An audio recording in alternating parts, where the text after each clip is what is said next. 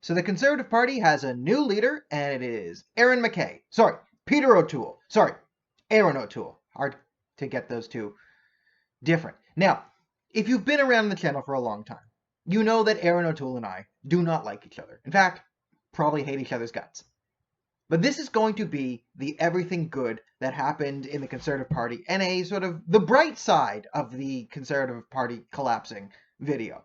Now, I was never one of those, it's the libcons, they're the same. I don't think he's the exact same as Trudeau. I think that's a ridiculous thing to say, even though I openly dislike him and he dislikes me. That's fine. But there is the problem that we're going to have to deal with is he is going to be taking the party hard left. Now, you can dismiss this video because, as I said, I'm biased when it comes to Erin O'Toole, okay? Erin O'Toole and his team have literally tried to destroy my life, sued me, sued my family, attacked my business, because I have reported on his campaign's connections to the Muslim Brotherhood and the CCP. That's where I'm at. I'm not going to just give you a pass and let you pal around with Islamic Relief Worldwide if just because you're on the blue team, okay? That's not how I work. But I'm going to try and outline the positives of Erin O'Toole and, you know, what had actually happened within the Conservative Party because, hey, some of you might need a pick-me-up today. So I hope you can forgive me if you're going to be one of those, we must support the leader no matter what. I'm going to ask, I'm not going to come after you for, you're supporting Erin O'Toole, you're liberals. I'm not going to do that to you. You know, I'm expecting that you can give me some forgiveness in the fact that maybe because he tried to actually destroy the life of me and everyone I'm close to, that I can have a pass for not voting for this guy. But what's good that happened? Now, I like Erin O'Toole on trade. I actually think his CanSec alliance is a good idea. I think that we should definitely form stronger relationships with the English-speaking countries that we are similar to. I think a very strong relationship with Australia, UK, New Zealand, because we're very similarly culturally, we're united under the crown. I think if we combine forces with them, we could have even more bargaining power. And I want to see a global alliance of good countries. I want to see Canada, America, Australia, Japan, South Korea, India, be able to form an alliance as a bulwark to push back against Russia, China, and the UN. Okay, so I do think he is on the right track there. What else do I like about Erin O'Toole?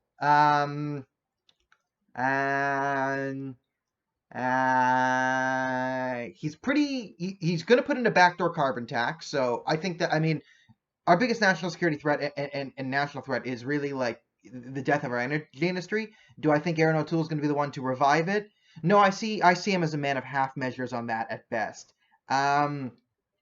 What else is good about Erin O'Toole?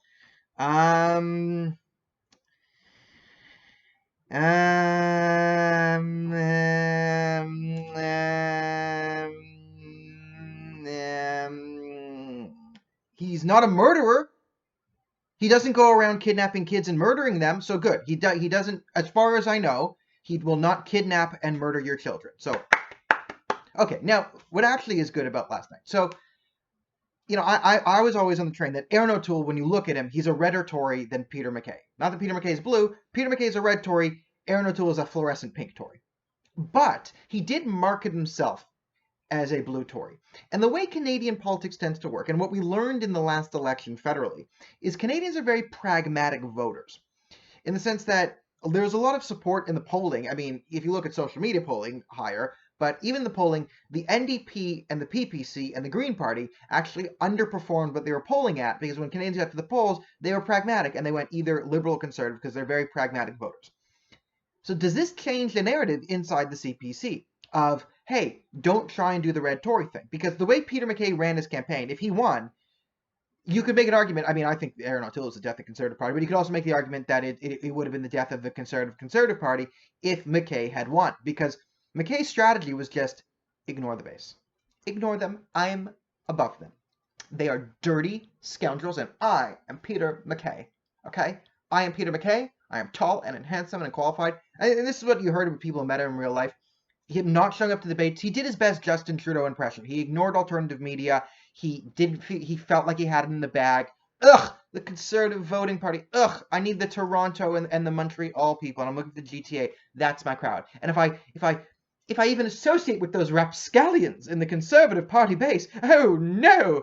That was sort of his mentality. Everyone could kind of sense it. So it's good that there was a great rebuke to that type of mentality within the Conservative Party. I think in future Conservative Party races, they'll kind of say, okay, everyone thought it was a shoo-in for Peter MacKay, but he ran too far to the left. We can't do that. Now, I think Erin O'Toole is playing the old adage, you run to the right or the left in the primary, and then you run to the center in the general. And I think you're about to see a hard left turn for Erin O'Toole's Conservative Party. But it is a good thing that he kind of did market himself, at least as a true blue conservative. Now, the race was not fixed, but they were trying to fix it from the beginning. The $300,000 buy-in, only giving people a few months to raise that money.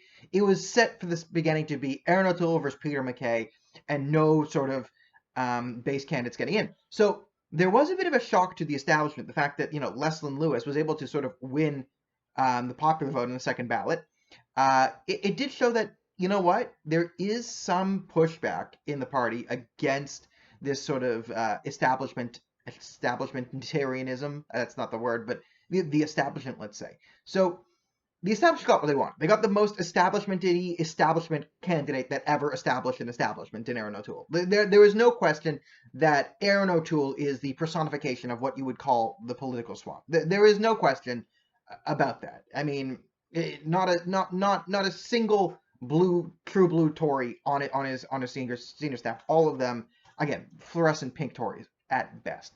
But he did market himself as true blue. So the hope for Canada in the future is really, I think, in alternative media, because Peter MacKay was so dismissive of alternative media, and it cost him.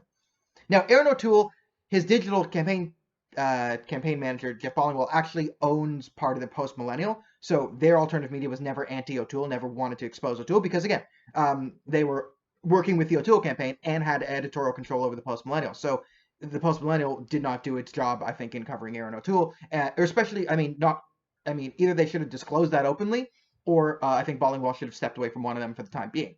But coming back here, the future is actually, if there is a real sort of alternative media landscape in the next Conservative Party leadership election that is not afraid to sort of expose the establishment red Tories when they're trying to be blue, I actually think you can see major gains coming in a sorry to use a vocabulary, but there is sort of a true blue conservative potential. And the reason I brought this up is because Canadians are very pragmatic, and Canadian voters like to think about these things. Okay, it's kind of how we vote, right? We think with our hearts, and we vote on our Twitter polls with our hearts.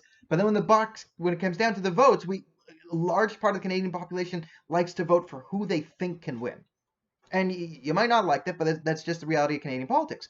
And with the way the narrative was sort of painted, although it was a false narrative painted by the media, but the way the narrative was actually painted, it does leave the door in for an actual conservative to run the Conservative Party after Erin O'Toole, predicated on the fact that conservative alternative media can grow in this country. So that is where my hope is, and I hope you can all forgive me for not bowing down to Erin O'Toole. Like, again, him and his campaign are suing me for $2.5 million. They're suing my family. They're attacking, every week that every time Erin O'Toole needs me to shut up, I get a letter threatening to sue me from another Islamist somewhere in the country. So I know who he's working with. Okay, so forgive me for not bowing down to the guy who's trying to literally destroy my life. Okay, I'm asking for a pass there. If you want to help, you can support the GoFundMe down in the link below, because yes, Erin O'Toole's team is still suing me. Okay, but there actually is some silver lining here, I'm going to point out. I think Leslyn Lewis outperforming. I think Sloan, again, outperforming where people thought he would be. I think Peter MacKay falling flat on his face. I think it sets a strong message that if we can clean up some of the establishment corruption, if we can just take Lisa Raitt and throw her into the Liberal Party, that would be a great start. But if we can sort of clean up the establishment, get a stronger alternative media, I do see a future in the Conservative Party if Erin O'Toole doesn't ruin it by bringing in a bunch of extremists and foreign interests. But we'll find out. Actually, we won't find out. It's pretty much 95% that's going to happen. But hey, at least we'll fiddle while the Titanic sinks or something. See you tomorrow.